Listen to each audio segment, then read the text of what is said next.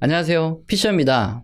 전일 다우지수가 2.72% 하락하고요. 지금 코스피도 하락을 많이 하고 있죠. 그래서 요즘에 좀 질문을 많이 주시는 내용들이 있습니다. 무슨 질문인가 하면 요즘에 뭔가 주식시장이 상당히 과열된 것 같은 상태인데 미국 확진자도 늘어나고 선물 매도도 크게 늘었는데 이거 뭔가 큰손 세력 형님들이 지금 열광하고 뛰어드는 개미 털어먹으려고 하는 것 같다. 조만간 증시가 한번 눌릴 것 같은데 어떻게 해야 하냐, 이런 질문을 많이 주십니다. 자, 여러분도 비슷한 생각이신지 잘 모르겠는데, 자, 이런 질문이 나오는 이유가 대체 뭐고 앞으로 우리는 어떻게 해야 될지 한번 알아보겠습니다. 먼저 그림을 보겠습니다. 3월과 4월에 증시가 폭락했던 시기에 거의 매일 실시간으로 확인하던 지표죠. 바로 세계에서 코로나 관련 가장 정확한 데이터를 산출해준다는 존스 홉킨스 대학에서 발표하는 일별 확진자 수입니다. 지금 이건 미국의 일별 확진자 수고요. 이제 3월, 4월에서 4월에 고점을 찍고 점점 확진자 수가 내려오기 시작해서 5월에 저점을 찍고 지금 다시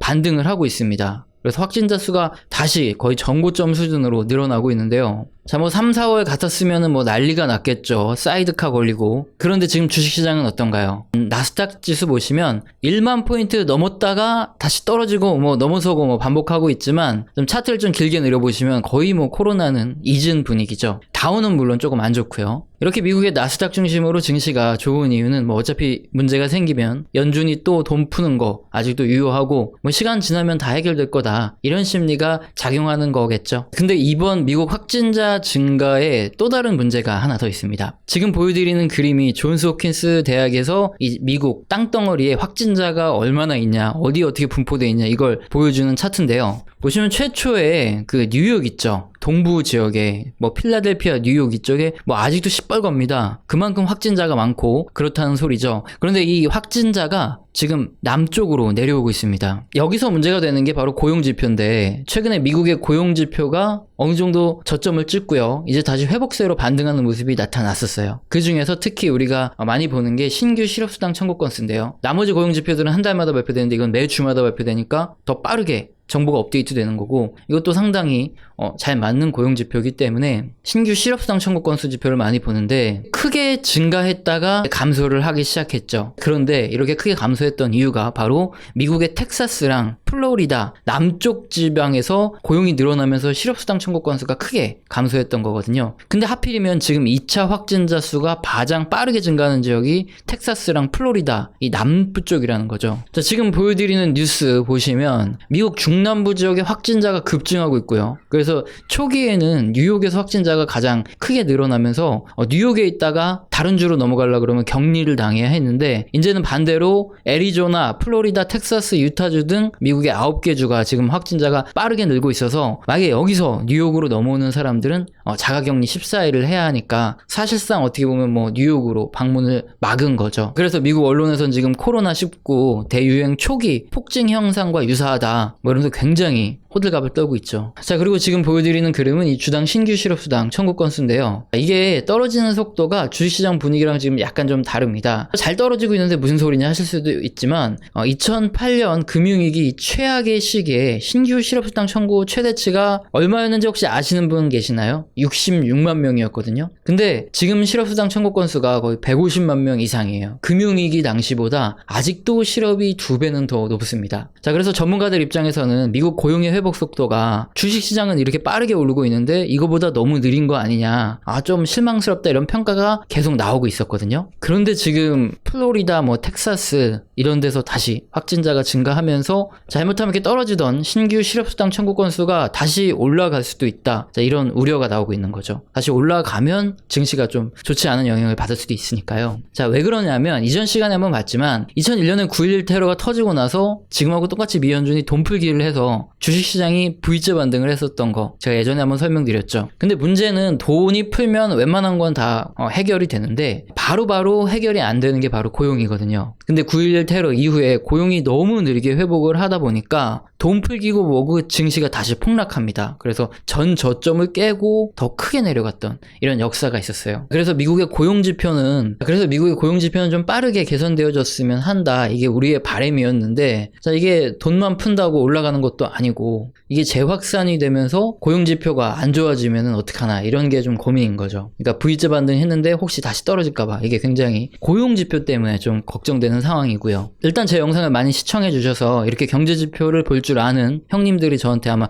첫 번째로 이런 문제 때문에 걱정하셔서 이렇게 의견을 물어보신 것 같고, 근데 이것 말고도 요즘에 슬슬 불안한 지표들이 있어서 이것도 질문을 많이 주시죠. 지금 뉴스 보시면 먹을 만큼 먹었다. 미 주식시장의 숏배팅 순매도가 9년 만에 2011년 이후에 거의 최대치로 증가하고 있다. 이런 뉴스가 나오고 있죠. 23일 미국 상품선물거래위원회 CFTC에 따르면 S&P 500 선물에 대한 순매도 계약이 30만 3천 건으로 2011년 이후 9년 내 최대치다. 자, 이게 대체 무슨 소리길래 이렇게 호들갑을 떨고 두려워해야 하는지 한번 쉽게 풀어볼까요? 먼저 S&P 500 순매도 계약이 30만 3천 건이다. 이게 대체 무슨 의미인지 이거부터 한번 쉽게 가보겠습니다. 먼저 S&P 500이라는 미국 지수가 있는 거는 뭐 누구나 다 알고 계실 거예요. 따로 설명은 필요 없지만 공업주 400개, 그리고 운수주 20개, 그리고 공공주 40개, 그리고 금융주 40개, 이걸 모아가지고 지수한 지표가 바로 S&P 500이고요. 그리고 순매도 계약이 30만 3천 건에 달한다. 이거는 선물 옵션 관련 얘기죠.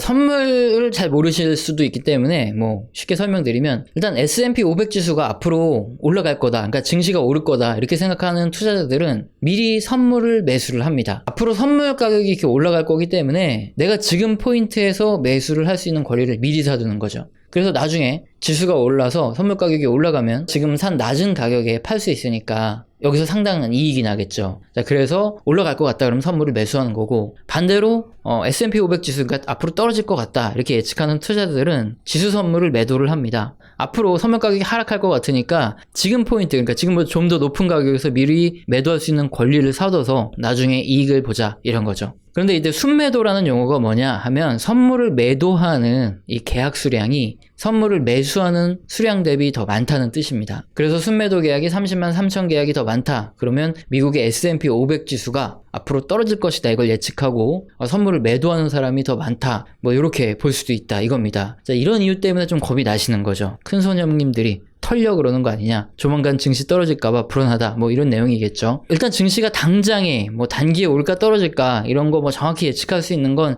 제가 할 수 있는 영역은 아니죠. 하지만 제가 또 근거에 대해서 팩트를 하나하나 확인을 해드릴 수 있어요. 그러면 여러분께서 쉽게 판단을 한번 내려보시고 전망을 할 수 있으니까 한번 그렇게 한번 가보겠습니다. 그럼 먼저 미국의 선물 매도 계약이, 그러니까 풋배팅이 이렇게 많은데 정말로 증시가 이거에 영향을 받아서 하락할 수 있을까? 이건 먼저 설명을 드리겠습니다. 자, 그림 한번 볼까요? 최근 S&P 500 지수를 보면, 자, 의미 있게 하락한 구간이 2018년 하반기가 먼저 있죠. 그런데 우리 상식적으로 보면 이렇게 2018년 하반기에 증시가 하락하려면 선물에서 미리 순매도량이 좀 증가를 한다거나 이런 모습이 좀 나타나야 되겠죠. 자, 그런데 실제 2018년 하반기 선물 시장을 보면 순매수 물량이 더 많이 있는 걸 보실 수 있죠. 당시에 선물 시장에서 증시가 더 오를 거다 이렇게 생각하고 선물을 매수하는 사람들이 많았는데, 오히려 증시는 2018년 하반기에 하락한 거죠. 자, 그리고 또 더 웃긴 건 그림 보시면 막상 2019년 초에 미국 증시가 급반등을 했죠. 자, 그런데 선물 시장에서 오히려 순매도 포지션이 더 많아집니다. 자, 이때 다수 선물 옵션 투자한 사람들 거덜 났겠죠. 그리고 2019년 말에 한번 선물 옵션 시장, 이때는 순매도 물량, 그러니까 떨어질 거다 베팅하는 사람들이 많았어요. 그런데 그때 정말 2020년 되니까 주시장 딱 보시면 코로나로 증시가 급락을 했죠. 자, 이땐 또 맞췄네요. 그리고 이게 증시가 4월 말부터 해서 다시 반등을 하기 시작하는데, S&P 500 선물 시장 보시면 순매도 물량이 계속 지금까지 쌓이고 있습니다. 최근 케이스 보니까 어떤가요? 선물 시장이 먼저 순매도 물량이 증가를 하고 나서 증시가 반드시 떨어지나요? 아니면 크게 상관이 없나요? 자, 이거는 최근 케이스만 봐서 그런데 장기적으로 이렇게 봐도 유사합니다. 선물 시장에서 단순히 무슨 순매도 물량이 더 많아진다고 해서 증시가 앞으로 오른다, 떨어진다 이렇게 예측하면 완전히 틀리는 경우가 상당히 많습니다. 그래서 뭐 연관성이 사실 그렇게 높지는 않은데요. 도대체 우리 상식 밖에 이런 현상이 벌어진 이유가 뭘까요? 자, 첫 번째 가장 큰 이유가 바로 해지라는 것 때문에 그렇습니다. 이 해지라는 게 뭐냐면 주가가 막 상승을 하고 있어요. 지금 굉장히 좋은데 좀 있으면 하락할 수도 있겠다 이런 생각이 들 때 하락의 가능성에 대비해서 선물을 일정 부분 매도해 두는 겁니다. 자, 그러면 증시가 갑자기 떨어졌을 때 선물은 레버리지가 크니까 선물에서 수익이 발생하면서 원본에 큰 손실을 안 입고 투자를 할 수 있겠죠. 자, 이렇게 선물을 이용해서 증시가 오르다가 떨어질 때를 대비해서 이렇게 매도를 해놔서 손실을 방어하는 물량을 바로 뭐 해지, 그 반대도 뭐 있고요. 그걸 해지라고 부릅니다. 그런데 미국의 경우에는 간접 투자를 많이 하죠. 뭐 사모펀드부터 일반 펀드까지 펀드를 많이 투자를 하는데, 특히 데이터와 수치를 기반으로 하는 이거 퀀트라 그러는데, 퀀트 사모펀드 또는 퀀트 자산운용사들이 굉장히 많습니다. 오로지 계산과 확률로 투자를 하는데요. 자, 근데 수익률이 굉장히 높아서 요즘에 상위 사모펀드랑 뭐 상위 펀드 대부분은 펀드 투자가 지금 자리를 잡고 있습니다. 자, 그런데 지금 구간에서 이들이 판단을 내릴 때도 증시가 지금 상승을 하니까 올라타긴 타야 되는데 반대로 하락할 가능성도 좀 높다, 점점 리스크가 높다 이렇게 보고 있는 거죠. 그럼 지금 증시가 나쁘지 않았으니까 사모펀드 또는 자산운용사들의 돈이 굉장히 많이 들어왔겠죠, 투자금이요. 그러면 이들은 주식을, 현물을 매수함과 동시에 또 하락에도 대비해서 일정 부분 선물을 매도해서 손실에도 방어를 했던 겁니다. 그래서 주식시장도 올랐고요. 그래서 선물의 순매도도 함께 증가를 했다 이렇게 볼 수 있는데요. 운용사 형님들은 뭔가 틀리죠. 자, 우리 같은 개인들은 그냥 증시가 오를 때 수익 보고 해지 따위 뭐 그런 거 알지도 못하고 하지도 않죠. 하다가 갑자기 증시 폭락하면 벌어둔 이익 다 까먹고 손절하고 뭐 이런 경우가 반복이죠. 그래서 첫 번째, 미국의 이렇게 사모펀드나 뭐 펀드 뭐 기관 형님들은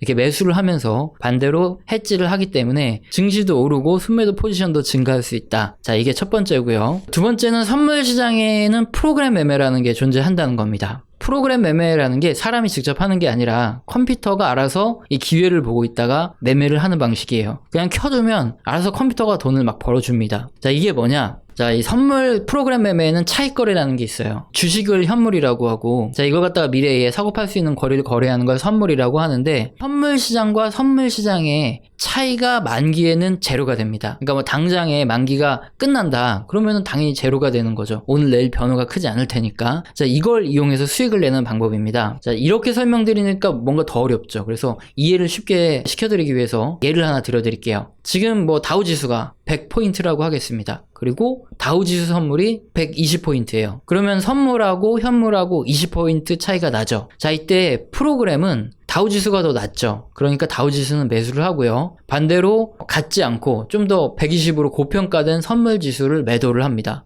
자, 만일에 만기에 다우지수가 올라서 150이 되었다고 할게요. 자, 그럼 만기에는 현물하고 선물의 차이가 제로가 된다 그랬죠. 그러니까 다우지수 선물도 150이 되겠죠. 일단 프로그램이 다우지수 현물을 100에 매수했으니까, 그리고 150이 됐으니까 50의 수익은 발생을 했죠. 그리고 선물은 120에 선물을 매도를 했으니까 만기에 150인데 여기에 선물을 매수해서 갚아야 됩니다. 자, 그러면은 120에 팔았는데 150에 사야 되니까 30의 손실이 발생하죠. 근데 앞서서 50의 수익이 발생했고 여기서 30의 손실을 빼면 결국엔 20의 수익이 발생을 하는 거죠. 자, 이걸 바로 차익거래라고 합니다. 100에서 150 된 거 오른 것만 말씀을 드렸는데, 뭐 만기에 지수가 떨어지든 뭐 어느 위치에 가 있든 상관없이 동일하게 20의 수익이 발생합니다. 그래서 만기에 지수가 얼마 되든 무위험 차익을 얻는다. 그래서 차익거래 이렇게 부르고 있습니다. 조금 어려우실 수도 있어요. 그래서 혹시 이 설명 잘 이해가 안 되신다면, 프로그램이 알아서 차이가 많이 벌어지는데 선물과 현물을 이용해서 무위험 차익을 낸다, 그냥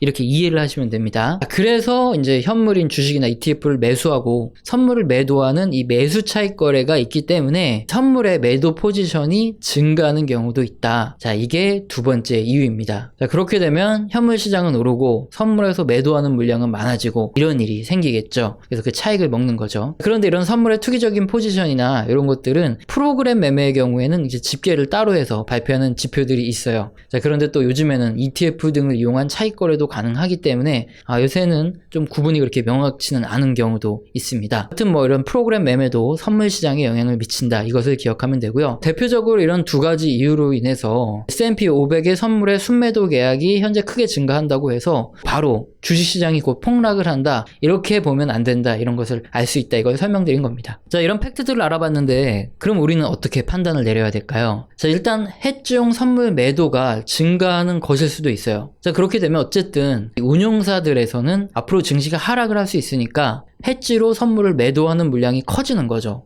그러니까 이제 운용사들도 안 좋게 볼 수 있다. 그래서 앞으로 증시가 하락할 가능성도 좀 있다. 이걸 한번 생각을 해볼 필요도 있고요. 두 번째로 이게 프로그램 매매처럼 현물을 이렇게 매수하고 선물을 매도하는 이런 차익 거래를 하는 물량이 증가했다. 만약에 그럴 때는 뭐 만기가 됐을 때는 어쨌든 현물을 매수한 걸 매도를 하기 때문에 만기에 증시가 하락할 우려가 물론 또 있겠죠. 그러니까 좀 주의해야 하고요. 그리고 진짜 뭐 큰 선형님들이 하락에 베팅하고 선물을 매도하는 걸 수도 있으니까 지금 상황에서는 리스크 관리도 조금 해도 뭐 나쁘지 않을까 싶은 구간이기도 하죠. 이거 말고 앞서서 미국의 고용지표 문제에 대해서 말씀드렸죠. 뭐 이거는 앞으로 어떻게 발표되느냐 이게 굉장히 중요한데 일단은 좋지 않을 것 같다. 이게 팩트죠. 그러다 보니까 별로 그렇게 좋은 상황은 아닌데 주식시장이 뭐 제가 예측한 대로만 가겠습니까? 뭐 변수가 워낙 많아서 다시 또 급등을 해 올라갈 수 있죠. 그럼에도 불구하고 6월에 미연준 회의에서 파월 의장을 비롯한 미연준 형님들이 저금리 상태를 유지하고 경제가 회복할 때까지 돈 풀어주시겠다 이렇게 하셨었죠. 그래서 이전 영상에서 제가 이 내용을 자세히 설명드렸기 때문에 그래서 뭐 지금은 그러니까 경제지표가 살아날 때까지는 당분간 뭐 박스권 매매를 하는 게 좋겠다 이렇게 계속 말씀을 드렸어요. 자, 예측이 아니라 여러분께 팩트를 알려드려서 직접 생각하고 판단하실 수 있게 해드리는 게 이게 제 역할이에요. 자, 그러니까 뭐 제가 오른다 떨어진다 말씀을 드릴 순 없지만 뭐 팩트는 이렇다는 거고요. 자, 오늘은 가장 많은 질문을 주시는 지금